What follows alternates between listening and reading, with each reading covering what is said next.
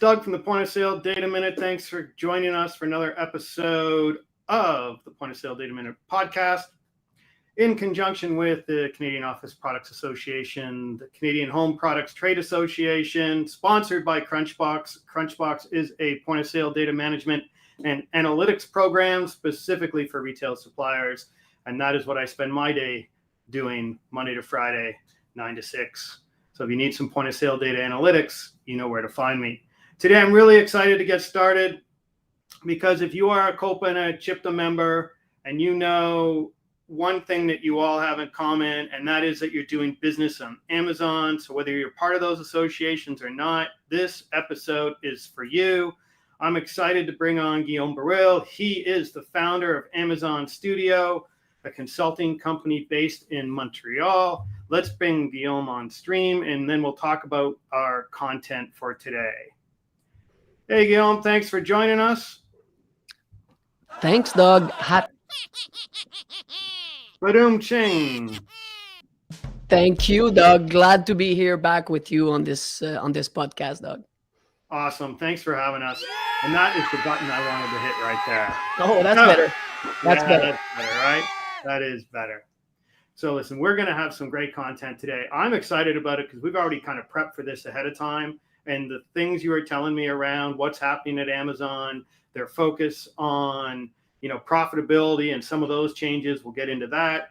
Then we're going to talk about one of your favorite subjects and something you talk to your customers about and clients about every week. You were telling me multiple times, and that's really owning your brand on Amazon. And some of the simple things suppliers should be thinking about, maybe not so simple from a implementation standpoint, but from a tactical standpoint, they really got to start thinking about brand governance, controlling their brand, their distribution, and those types of things. And that's where I think there's some real value for the folks that are going to be watching us today. So without further ado, why don't we get into your take on where Amazon's headed in 2023? There's been, lots of changes going on over there, lots written about it, but you're in the weeds of it every day. So I'm curious to have your feedback that we can share with those watching.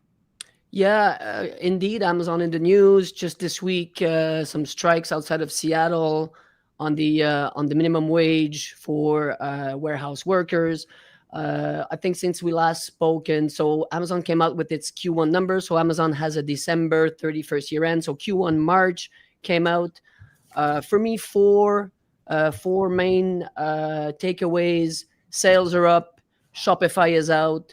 Focus on profitability and ad growth. So Amazon marketing, and one by one impact for Canada, sellers versus vendors. And I'll try to keep that not too many acronyms because it's kind of a complex environment, right, Doug? So we're trying to simplify all of this. So sales, so Q1 sales were up 11% at Amazon, reached 127 billion. The guidance for Q2, which ends this June, is 5 to 10% growth.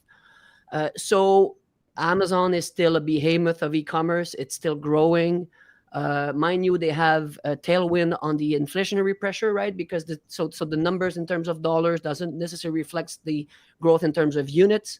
But when you look at 11% growth versus 8% more or less on the inflation, my gut feeling tells me that unit count, it's still growing. Shopify is out. So Shopify announced that its project of mimicking Amazon on the logistics side, moving goods, doesn't work. They've tried. They've put in a lot of capital into that project, and they couldn't do it. So it took courageous leadership, I think. But it also supports and it also confirms how big and how advanced Amazon is versus the others, right? And for the vendors and sellers out there that are also dealing on other platforms like Walmart.ca or Walmart.com, even though they had an upgrade recently, I mean, you guys know how far ahead Amazon is versus the other marketplaces for sellers and vendors. So that's the Shopify piece. Profitability is big. So the focus, and they've been clear on that at Amazon, they want to focus on profitability. The retail ops margin is 1.2 right now, and they're shooting for 4 to 6. So that's 4 or 5 times where it is now. I think for vendors, not on the seller's side, but for vendors, and this is no news for any vendor, I think, cost increases are very difficult to get pushed into Amazon. Vendor managers are pushing back on on cost increases. The annual vendor negotiation, the famous AVN, are much more difficult. And this is, I think this is just the beginning. It's just going to get tougher and tougher to get profit, to get cost increases off to Amazon. And then it's a matter of deciding, which item you got to drop, which item you're going to keep, and if it's part of the strategy. Linked to that is the on the ad growth.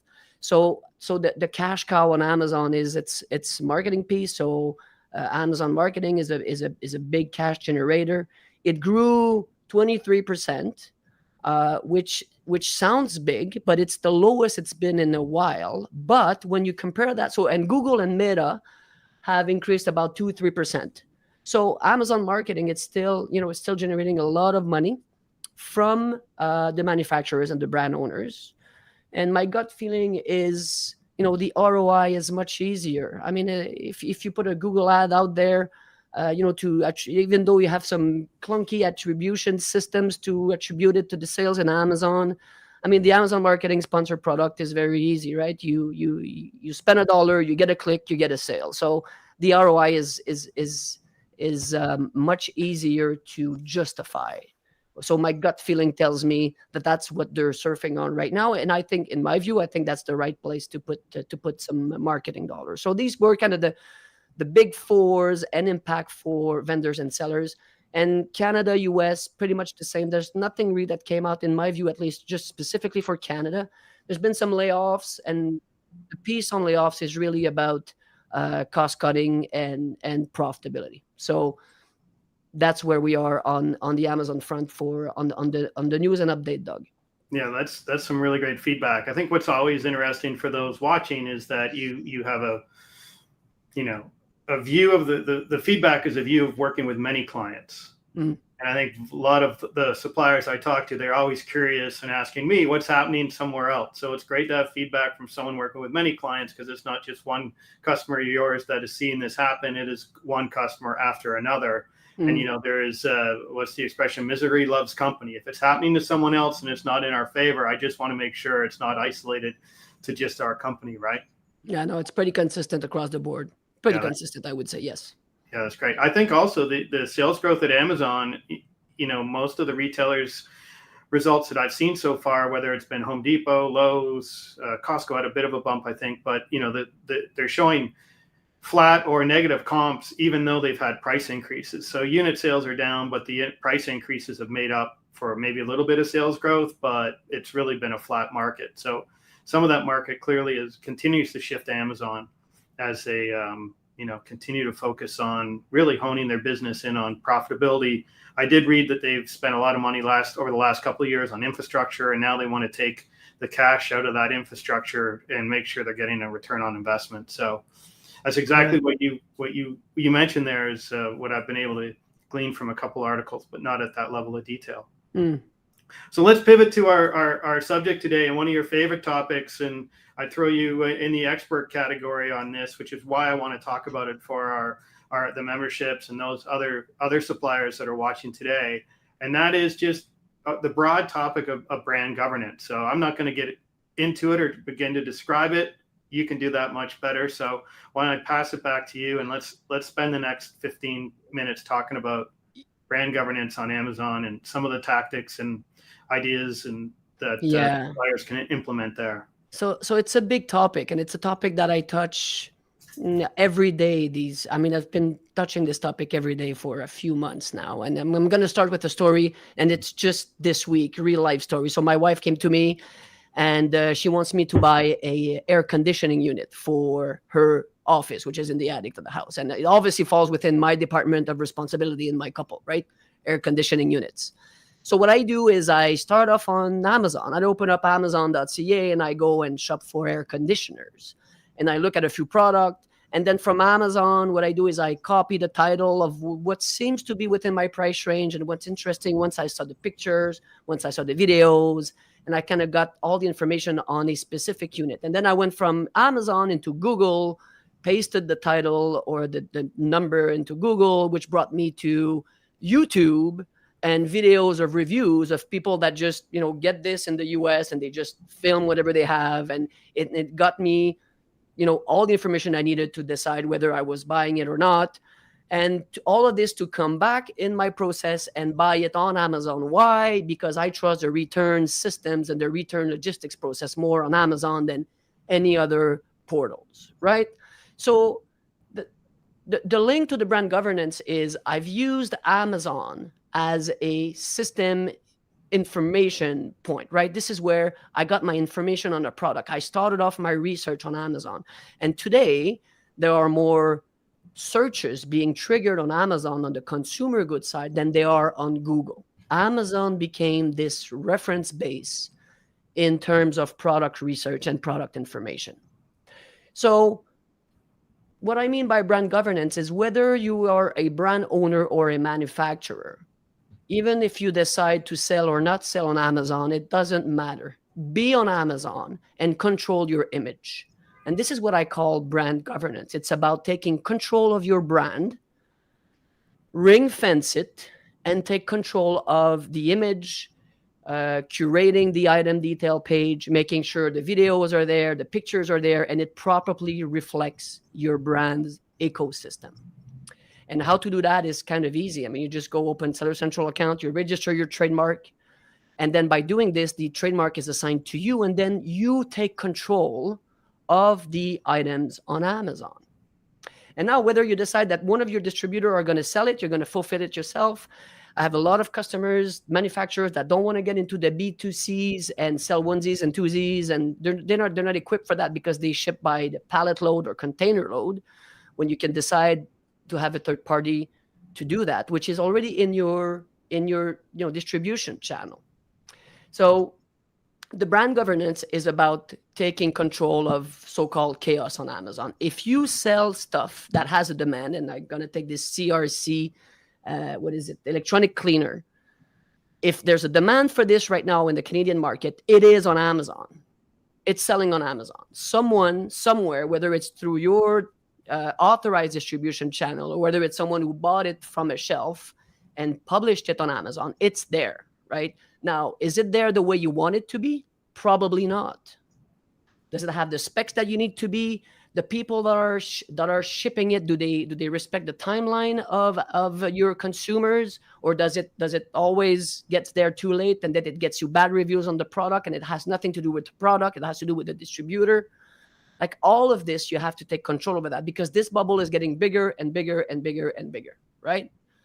So if you take control over that, you have the creative as a manufacturer and brand owner. Don't rely on so I've been a distributor. I've been in the office supplies business for a few years as a distributor, right? We were shipping 600 brands. There's no way distributors can have neither the time, the energy, nor the money, because they're working on margin as thin as this, on pushing this one, right? Some of them do, but in general, they're pretty widespread in terms of number of SKUs.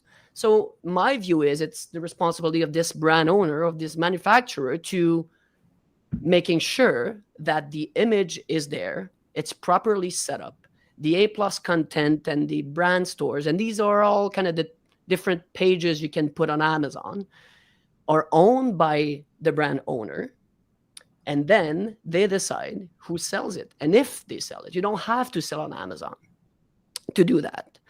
And then, on top of that, you could it's not more complexity, but you can even decide to do the marketing over this. So you do your Amazon marketing over your ASIN, over your SKU in Amazon. And then it's just your distributor that gets the orders all the time. So you can even invest in marketing within the platform if you're in the consumer good. So that's what I mean when I say about brand governance. It's not really a function of distribution channels, or is Amazon if I'm on Amazon, they're gonna sell it at half the price that it should, and then it's gonna create conflicts with my distributors. This is the second level down on brand governance. The first level is just take control of your brand.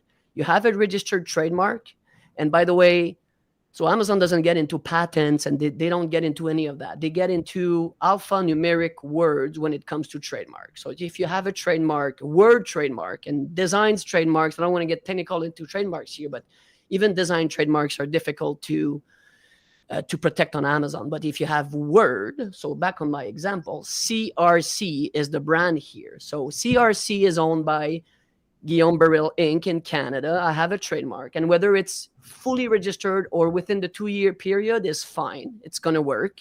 You're going to register that. This is going to be owned by me. And then from there, I'm going to own the brand and curate everything around the brand within Amazon. So this is what brand diligence is, Doug. And this is what we do almost full time for some of the brands out there. Yeah, you touched on a lot of points there, I think, that are really, really interesting, because once you can put that fence around your brand, then you can say which distributor is going to participate on your Amazon page for that product, and they can pick and pack and ship that product to those consumer orders. Correct. And what I think which is a great conversation to have today, because a lot of the folks that may be watching from the Office Products Association or the Home Products Trade Association, they all have distributor channels. So if you're making electrical breakers, you have your whole electrical supply channel, and not just Home Depot or Rona or Menards or et cetera in the US. And then if you're on the office product side, of course, you have office product suppliers across the country that are also buying your product and shipping either direct B2B or also may have some B2C stores as well. So there's lots of different options, I think, around that fence, particularly in these channels where they have pro channels or resellers of their product that are registered. That's correct. And then it also eliminates, so if I'm right, it would eliminate all those people who have either bought your product in an aftermarket from a reseller, from a, everywhere from a blowout at a Winners or a TJ Maxx or on a Black Friday deal on Amazon. It would also prevent them from reselling it using your branding. Yes, there's different level of complexities there in terms of vendors versus sellers, but yes, it gives you definitely more control over the distribution of who's allowed to sell it on Amazon. And if you can't ring fence it, well, there it can't be deep, right? The guy that's gonna buy it off one shelf and sell it on Amazon, how many units can he have, right? It can't have that many units. So each scenario is different, but you definitely have more control once you've registered your brand. And it sounds like there's also control over, your product, a little bit more control over your product reviews, because you have you're making sure that you have high quality distribution network, and it's not just someone packing and shipping out of their bedroom, for lack of a better example. 100%, Doug. I think the other big benefit here also, and I know we have the folks in here from a B2B standpoint, right? So the whole shift towards business to business as Amazon is big, right? They have sales team on the ground. I get a call every 2 weeks to open a Amazon business account, which I did, by the way. But everything, so the shift towards e-commerce B2C to B2B is happening right now, and it's happening fast. And I always give the same example. I had the electrician to come here to do the outlet for the electric car. He bought his breakers off of Amazon, right? So it's becoming this B2B player that cannot be ignored. On the office supply side, same thing, right? I used to sell office supplies to companies, and Amazon is there also distributing the same product from the manufacturers to, I hate to say this, but it was cheaper. So it's becoming this player on the B2B that's getting bigger and bigger, whether we like Amazon or not. This is not a question of whether you like it or not. It's just there, right? And it's a big train, and it's a big ecosystem. So within a B2B environment, another reason why taking control of your brand that's out there, these are your products, these are your brands, is important. And I'm going to say it again, it's not that complicated, and it's quite cheap, right? You open a seller's account, costs $35 Canadian a month. You register your trademarks. It's a bit tricky on the paperwork, but it's really everyone can understand how to do that, and away you go. Yeah, that's some great advice. I think covered off a lot here in 20 minutes, but that to me is like the basics, right? Just make sure you're controlling your brand. They do it. They're very the company's ideal. They're always concerned about their logo, brand image, and those types of things, as they should be.